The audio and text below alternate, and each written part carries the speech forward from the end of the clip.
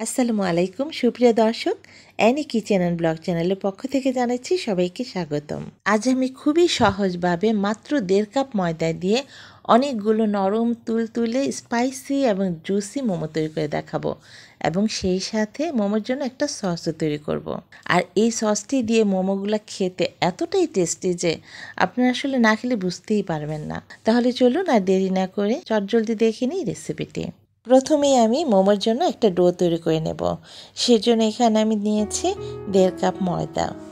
ময়দার পরিবর্তে এখানে আটাও নেওয়া যাবে, তবে ময়দা দিয়ে তৈরি করলে মোমোগুলো নরম তুলতুলে হবে। এখন স্বাদ অনুযায়ী কিছুটা লবণ দিয়ে খুব ভালোভাবে ময়দার সাথে মিশিয়ে নেব। এখন একটু একটু করে পানি দিয়ে ময়দাটাকে হাত দিয়ে খুব ভালোভাবে মথে নেব। আর এখানে কিন্তু অবশ্যই হালকা কুসুম গরম পানিটা নিতে হবে, এবং একসাথে বেশি করে পানি না দিয়ে একটু একটু করে পানি দিয়ে এটাকে মথে নেব ভালোভাবে হাত দিয়ে। এবং সামান্য কিছু এখানে সয়াবিন তেল দিয়ে দিচ্ছি, এতে করে হাতে লেগে থাকবে না এবং ডোটা খুবই সফট হবে। এখন খুব ভালোভাবে মথে নিয়ে ঢাকনা দিয়ে ঢেকে রেস্টে রেখে দিব 30 মিনিটের জন্য। আর আজকে আমি যেহেতু চিকেন মোমো তৈরি করব, তার জন্য আমি প্রথমে চিকেনের কিমাটা তৈরি করে নিচ্ছি। আর এই কাজটি ছুরি কিংবা বটি দিয়েও ছোট ছোট করে কেটে নেওয়া যাবে, তবে এভাবে ব্লেন্ড করার ফলে একটা মিহি কিমা তৈরি করা যাবে। খুব সহজেই কয়েক সেকেন্ডের মধ্যেই কিন্তু এই কিমাটা তৈরি হয়ে যায়। এখন এই কিমাতে আমি দিয়ে দিচ্ছি গাজর কুচি, ছোট ছোট করে কেটে নিয়েছি গাজরটাকে, আর দিচ্ছি কাঁচামরিচ এবং স্প্রিং অনিয়ন মানে পেঁয়াজ পাতাটা দিচ্ছি। এখন স্বাদ অনুযায়ী লবণ দিচ্ছি, আর দিচ্ছি এখানে গোলমরিচের গুঁড়া 1/2 চা চামচ, 1 টেবিল চামচ দিচ্ছি সয়াবিন তেল, আর দিচ্ছি 1 চা চামচ সয়া সস। আরও দিচ্ছি এখানে 1/2 চা চামচ করে রসুন বাটা এবং আদা বাটা। এখানে সব কিছু মশলা পরিমাণ কিন্তু একদম ঠিকভাবে দিতে হবে। যদি বেশি হয়ে যায়, যেমন গোলমরিচ কিংবা আদা রসুন বাটাটা যদি বেশি হয়ে যায়, তাহলে কিন্তু মোমো খেতে ভালো লাগবে না।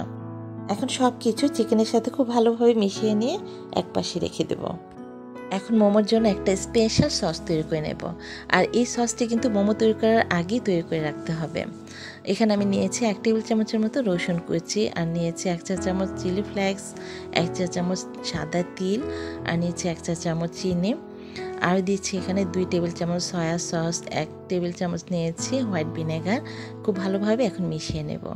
মিশিয়ে নিয়ে এখানে দিয়ে দিয়েছি আমি তেলটা আমি খুব ভালোভাবে গরম করে নিয়েছি।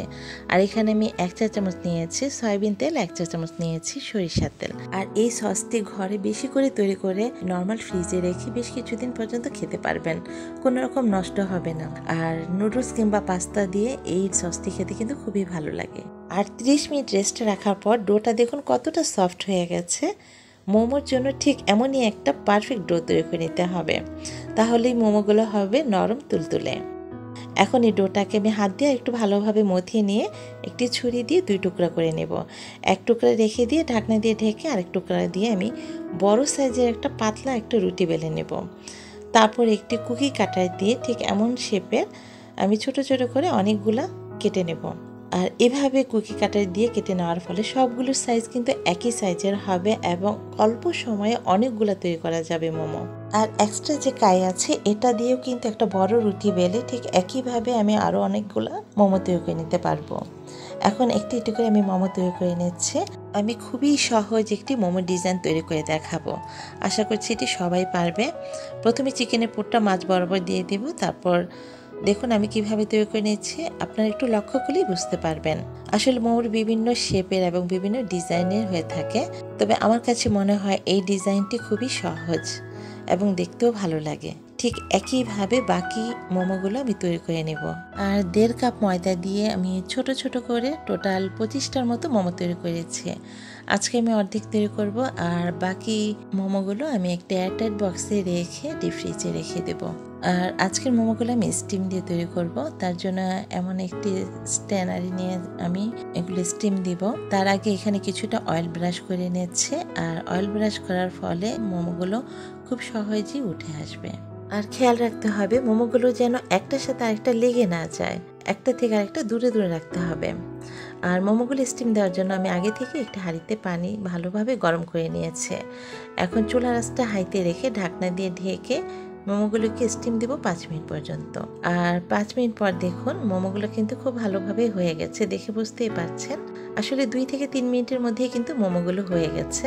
আর আমার মোমোগুলো কিন্তু খুব একটা বেশি বড় না, ছোট ছোট মোমো, তাই সময়টা কিন্তু খুব একটা বেশি লাগে না। এখন গরম গরম পরিবেশন করব আমার তৈরি স্পেশাল সস ও স্প্রিং অনিয়ন দিয়ে। আর দেখুন কতটা লোভনীয় হচ্ছে, তাই না দেখতে? আসলে অনেকে আছে টমেটো সস দিয়ে খেতে বেশি পছন্দ করে মোমো, তবে আমার বাসার সবাই এই সস দিয়ে খেতে কিন্তু বেশি পছন্দ করে। আর খেতে এতটাই টেস্টি হয়েছে যে জুসি এবং স্পাইসি হয়েছে, অনেক টেস্টি। আশা করছি আমার রেসিপিটি ফলো করে বাসায় একবার হলেও ট্রাই করবেন এবং কমেন্ট করে জানাবেন ঠিক কেমন হয়েছে এবং ফ্যামিলি ও ফ্রেন্ডসদের সাথে শেয়ার করবেন। আজ এই পর্যন্তই, আবারও চলে আসবো অন্য আরেকটি মজার রেসিপি নিয়ে। সে পর্যন্ত সবাই ভালো থাকুন, সুস্থ থাকুন। আল্লাহ হাফেজ।